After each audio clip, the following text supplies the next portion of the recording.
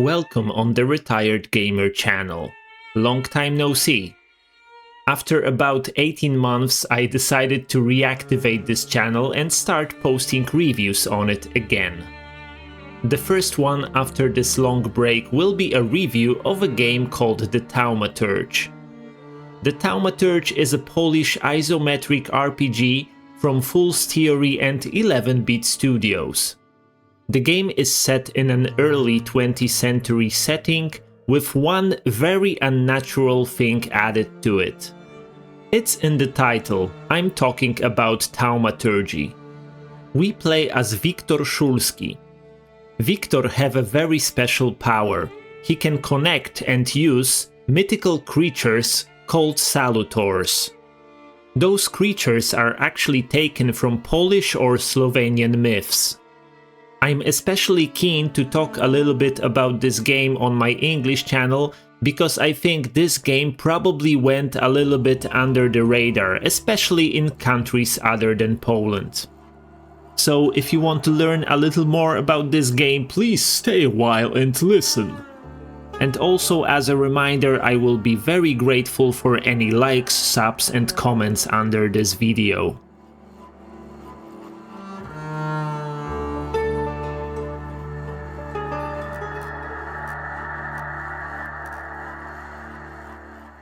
As I already mentioned, we play as Wiktor Szulski.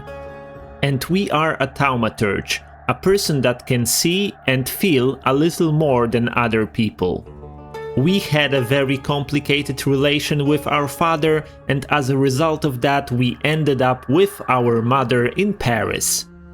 Our main protagonist was unable to handle his powers very well, and as a result of that we are currently looking for help. Our last chance is Rasputin, who we find in a small village on the far east. As a result of what happened in that village, we very shortly end up in Warsaw. And it's here when the remainder of the story takes place. Warsaw, which at the beginning of the 20th century is under Russian occupation. On the surface, the way people live their lives is relatively normal, but under it, the situation is very tense.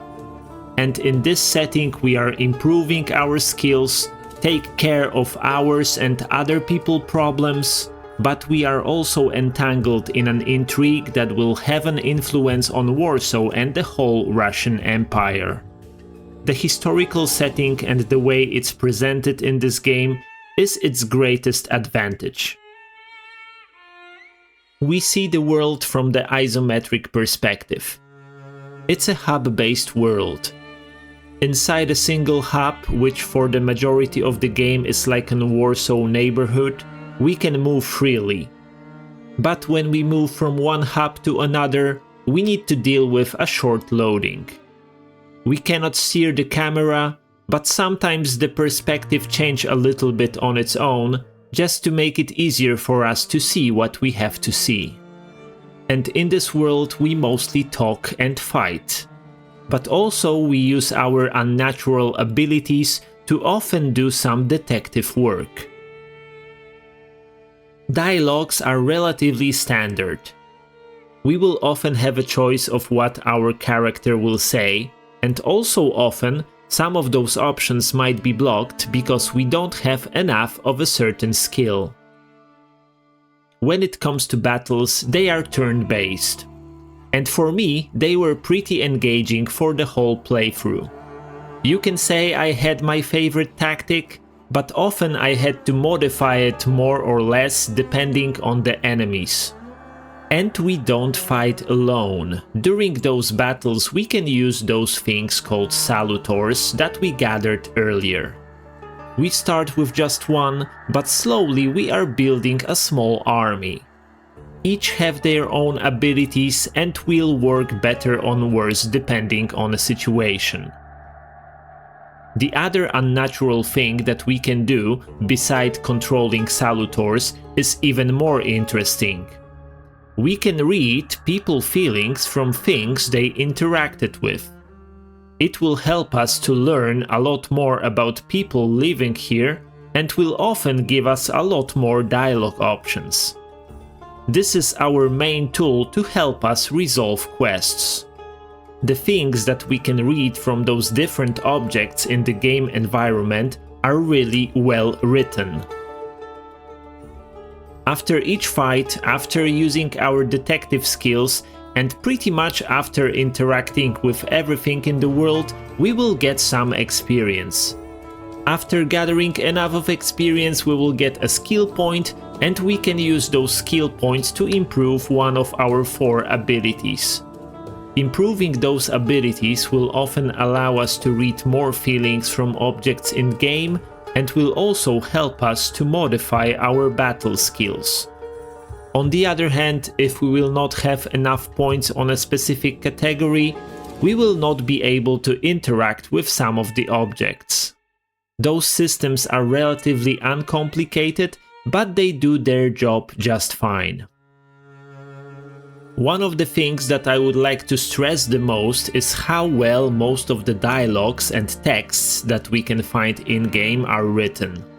The language which is used is from the beginning of the 20th century. Many words that we encounter when listening or reading are not used any longer. This is a really nice touch. Of course, I played in Polish and I don't really know how well they are translated, but I really hope it's still very good. When it comes to the technical state of this game, it's definitely acceptable. I only had one major issue when the game crashed to the desktop. It caused me to lose like 20 or maybe 30 minutes of progress. The game doesn't have many issues, but I can mention a few. The first one is related to this detective sense that we have. To trigger it, we need to click a button. If we do that, and if there are any interactables in our vicinity, they will be marked. This all may sound good, but in practice, when we move around, we are constantly clicking that button. And it was getting more and more frustrating for me when I played. Personally, I think that the better choice would be for those objects to automatically be marked when we are near. And the other problem that I have with this game is probably related to its not very high budget. Although most dialogues are really well written, there are some that sounds pretty comical. And I think it's related to budget or time constraints. To sum it up, the time I invested in the Thaumaturge was really well spent. The world that the devs created and the story is really awesome. And the vast majority of game systems are really well done. It's definitely not the best game I ever played, not even close, but you can still spend a lot of quality time in it. I especially wanted to mention it on my English channel because, like I said, it's a Polish game with not a very high budget, and probably it went under the radar for most people. The game is over 2 years old now, it's available on PC and consoles from Sony and Microsoft, and you can get it on pretty solid discounts pretty much all of the time. And it's also available in Game Pass. If you're interested, I really recommend it. And that would be all from me for now. Let me know in the comments what you think about this review, and of course I hope I will see you back on my channel very shortly. Until then, have some fun playing games.